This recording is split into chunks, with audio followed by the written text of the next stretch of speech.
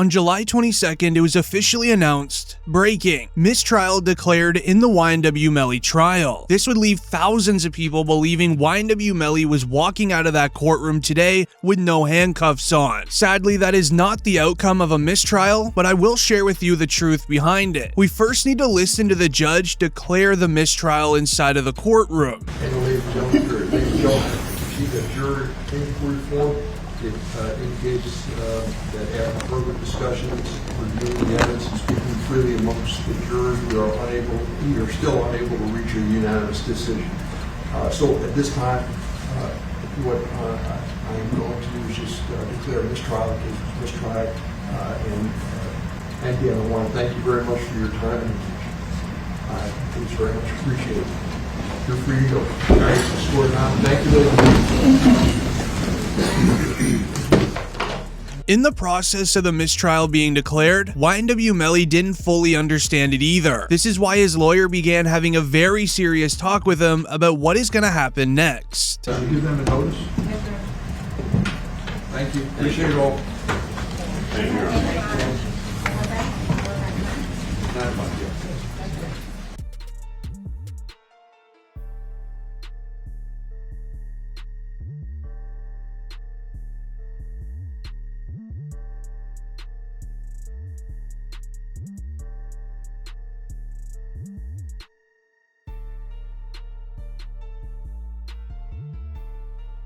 So what is next? There will be a status hearing being set for next Friday, the 28th of July. They will discuss inside of the courtroom, and ultimately the state will now have 90 days to decide either to retry the trial, meaning do the entire trial all over again. There is a chance of a plea bargain where YNW Melly's lawyers create a deal with the state for a lesser prison sentence if he does reveal the truth, or the state could literally just drop the charges against YNW Melly. However, that is extremely unlikely, as the prosecutors already revealed that she's ready to go in 90 days.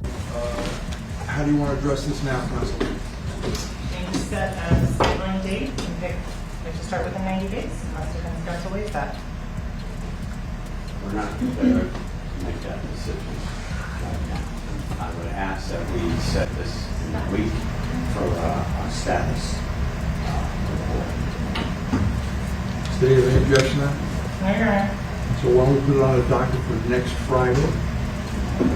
As this means the YNW Melly trial will begin all over again within the next 90 days or even up to 6 months. What is interesting is YNW Melly's mother would also reveal on Snapchat 9 not guilties, 3 guilties. It was a mistrial, my son will be home. God is still working, meaning that YNW Melly almost walked free today. However, a mistrial in general could be looked as a win for YNW Melly, as said by his manager 100K Track after the mistrial was announced. All right, we just heard from the judge that this was a mistrial and that the jury could not come to a unanimous decision. And Track, tell us, you are the manager for YNW Melly.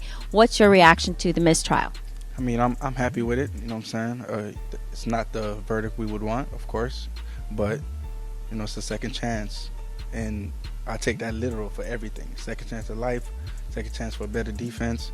So, you know, I'm excited. Really feel like Melly's coming home. Ben felt like that, but it's just, you know, confirmed it.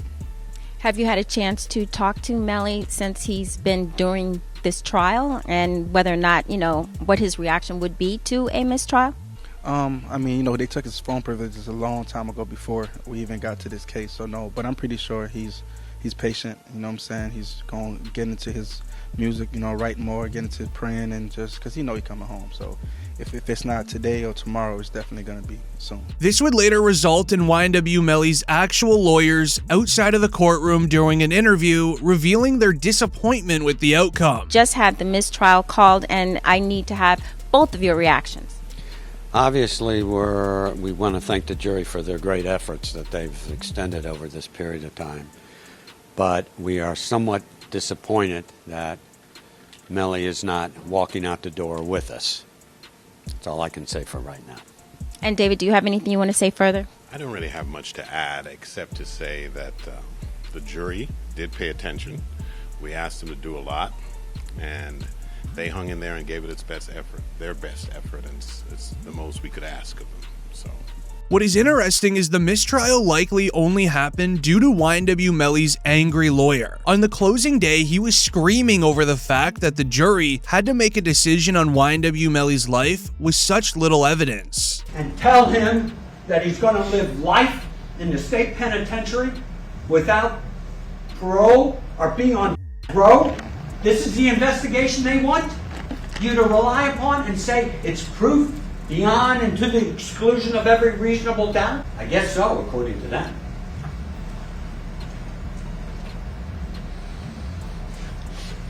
As YNW Melly's lawyer would continue on being mad inside of this courtroom during the closing day. His next argument is the original crime was, quote, a drive-by, yet the police never even looked at the surrounding stores that had surveillance cameras on the outside, where you can literally see the main roads near the area the crime happened in, and they didn't even investigate the footage. That he doesn't go to the on Miramar Parkway to check their surveillance tape. He doesn't go to Applebee's to check their surveillance tape. He doesn't go to Polo Tropical or the gas station or the bank on Miramar Parkway to check their surveillance tapes. When the car's on 184th Avenue, he doesn't go to the fire station to check their tapes, surveillance tapes. Doesn't go back to the two elementary schools, Sunset Lakes and West Broward Elementary, to check their surveillance tape, because he knows it all. He knows it. How do you know it if you don't check? This is a very fair point and is likely what led to this mistrial, as this proves very sloppy police work and just zero overall effort, alongside the amazing testimony from YNW Melly's 6th grade best friend, who revealed that Melly wasn't even at the crime scene. Are you 100% sure Objection asked and answered. that Melly got into the red Mitsubishi to go home? Yes.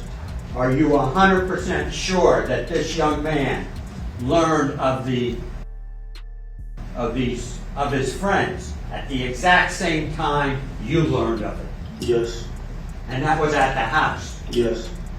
Are you 100% sure that when people were getting on the phone, that this young man was looking for his phone to call people? Yes. As Adrian Davis would also even double down his claims of YNW Melly not being there, by sharing that Melly was picked up by the YNW members that were located in the red vehicle that was outside of the recording studio on the night of the crime. They needed to pick up YNW Melly before heading home, as they needed somebody with a set of house keys to let them into the YNW crib. Okay, so the only two people you know who had a key to the house was this young man Yes. and Cortland Henry. Yes. Did you see this young man unlock the door of the house? Yes. Who was the last person to get out of the red Mitsubishi to go inside the house? Trayvon, he was in the cot still asleep. Did you see where Melly went? To his room. And where was his bedroom? When you first walked in the house, can't miss it's right down the left. Okay. This is a 1 or 2 story house? 2.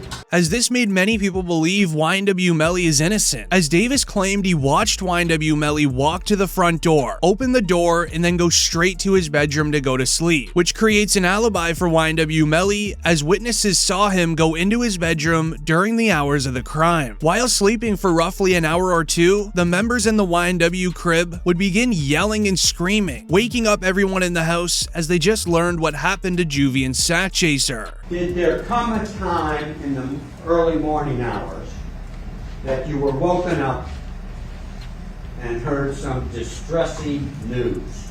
Yes. What did you hear? That second Julie. When you heard that, did you see Melly in the house? Yes. Did you see Melly how he was dressed in the house? Yes. What was he wearing? Shorts and a t-shirt, I think. As again, Adrian Davis would triple down his claim now, stating that he saw YNW Melly leave his bedroom. There's no way that he could have been at the crime scene, so with Adrian Davis's testimony, YNW Melly's angry lawyer screaming that there is very little evidence, that is how the mistrial was granted in the YNW Melly trial.